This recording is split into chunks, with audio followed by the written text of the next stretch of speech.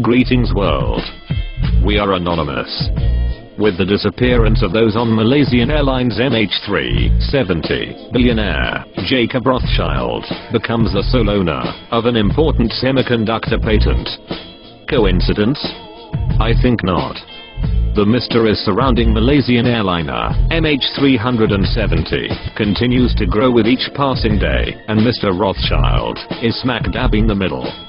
Illuminati member Rothschild is believed to have exploited the airliner to gain full patent rights of an incredible KL03 microchip. The US technological company Freescale Semiconductor, who shared its rights with Rothschild, had 20 senior members on board, who had just launched a new electronic warfare gadget for military radar systems the day before the plane went missing. The semiconductor company develops microprocessors, sensors, and other technology, including standalone semiconductors, that perform dedicated computing functions. But the questions that arise are, why were there so many Freescale employees traveling together? What were their jobs? Their mission? And did the employees carry valuable cargo? With all the power our elite carry, why couldn't they track down the missing plane? Of the 239 people aboard flight MH370, most of them were engineers, working to make the company's chip facilities in Tianjin, China, and Kuala Lumpur more efficient. These were people with a lot of experience and technical background, and they were very important people, Hawes said. It is definitely a loss for the company. Mitch Hawes, Vice President of Global Communications and Investors Relations. According to the Freescale's website, operations for the company began in 1972 and covered an 8-hectare site that tests and manufactures microprocessors, digital signal processors, and integrated radio frequency circuits. Furthermore, it owns Freescale RF, which is involved in making solutions for aerospace and defense, including battlefield communications, avionics, HF radar, band L&S, missile guidance, electronic warfare, and identification IFF. But here's where it gets even more interesting. The Freescale's shareholders include the Carlyle Group, whose past advisors have included ex-US President George Bush Sr. and former British Prime Minister John Major. Some of the company's previous clients include the construction firm owned by the family of Osama bin Laden, the Saudi bin Laden Group. What makes this claim stand out above all the other theories is the fact that so many highly qualified staff members were on board, and if the airliner crashed into the Indian Ocean, as recently reported, then this would validate the claim all the more. Considering the large passenger jet had flown undetected for 6 hours, the elites had to be involved, because they are the only ones who can accomplish such a task. According to World Truth TV, avoiding radar via cloaking technology has long been one of the objectives of the defense industry, and Freescale has been active developing chips for military radar. On its website, the company says its radio frequency products meet the requirements for applications in avionics, radar, communications, missile guidance, electronic warfare, and identification, friend or foe. The company announced that it was creating a team of specialists dedicated to producing radio frequency power products for the defense industry. They also announced it was releasing 11 of these new gadgets for use in high frequency, VHF, and low band UHF radar and radio communications. The company, Freescale, did not respond to questions from Express Online, including whether any of its missing employees had been working on the defense products. It neither provided any responses to the latest bizarre conspiracy theory being widely published on the comments sections of newspaper websites and other internet forums. Some comments read, "Have you pieced together the puzzle of missing Flight 370 to Beijing, China? If not, here are your missing pieces." 4 days after the Flight MH370 disappearance, semiconductor patent was approved by the US Patent Office. Patent is divided in parts of 20% between 5 starters. One of the owners is the company itself, Freescale Semiconductor, Austin, Texas, USA, and the other 4 Chinese employees of the company, Pidong Wang, Zijin Chen, and Liang Zijing, all the Suzhou City. And they all were passengers of Malaysia Airlines plane that disappeared on March 8th, according to Eternity. It adds, here is your motive for the missing Beijing plane. As all 4 Chinese members of the patent were passengers on the missing plane. Patent holders can alter the proceeds legally by passing wealth to their heirs. However, they cannot do so until the patent is approved. So when the plane went missing, the patent had not been approved. Although a Freescale patent exists under number US 8650327, none of the names listed actually appear on the passenger manifest released by the Malaysian authorities. If the patent holder dies, the other owners share equally in dividends from the deceased. If 4 of the 5 patentees die, then the patentee left alive gets 100% of the patent. That remaining patent holder is the company Freescale Semiconductor. Who owns Freescale Semiconductor? The answer is Jacob Rothschild.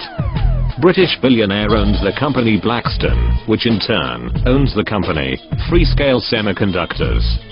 Several speculations on the internet now are paying attention to this circumstance. The Rothschilds are a dynasty of financiers and international bankers of German Jewish origin. The family is from the 19th century, one of the most influential families of bankers and financiers of Europe. Is this just another coincidence? I don't think so. Rothschild is hiding evidence to gain the rights to this semiconductor. He wants power, and he wants his money. It may have taken 239 deaths to do it, but to him, that is just part of population control. In the end, he gets his money, his fame, and his power. All while the world remains silent. Or so they thought. Time to expose this fraud for who he really is. We are anonymous. We are legion. We do not forgive. We do not forget. To all Rothschild's bloodline, we will be hunting all of you. Expect that.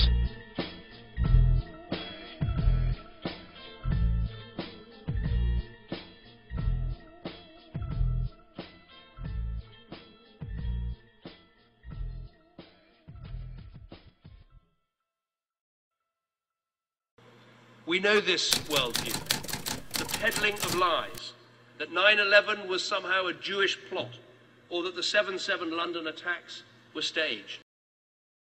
It has been more than 16 years since a civilian working for the Navy was charged with passing secrets to Israel. Jonathan Pollard pled guilty to conspiracy to commit espionage and is serving a life sentence. At first, Israeli leaders claimed Pollard was part of a rogue operation, but later took responsibility for his work.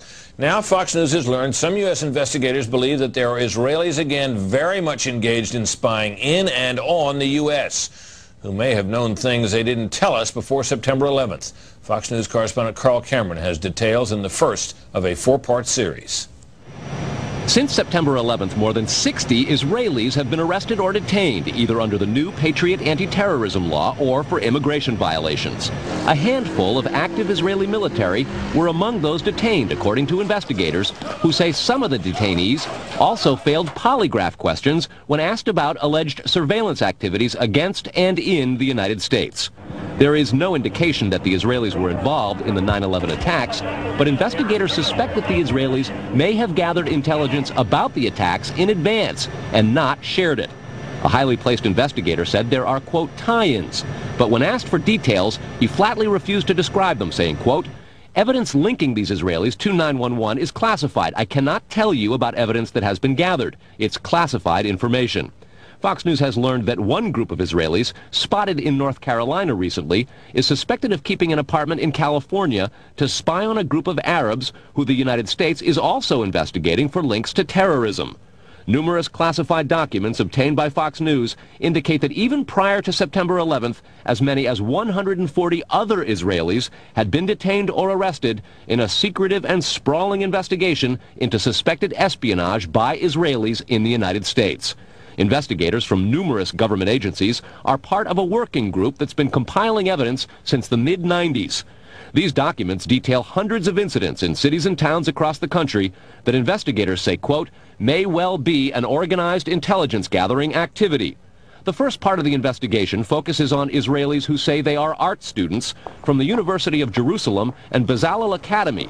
They repeatedly made contact with U.S. government personnel, the report says, by saying they wanted to sell cheap art or handiwork. Documents say they, quote, targeted and penetrated military bases, the DEA, FBI, and dozens of other government facilities, and even secret offices and unlisted private homes of law enforcement and intelligence personnel. The majority of those questioned, quote, stated they served in military intelligence, electronic surveillance intercept, and/or explosive ordnance units.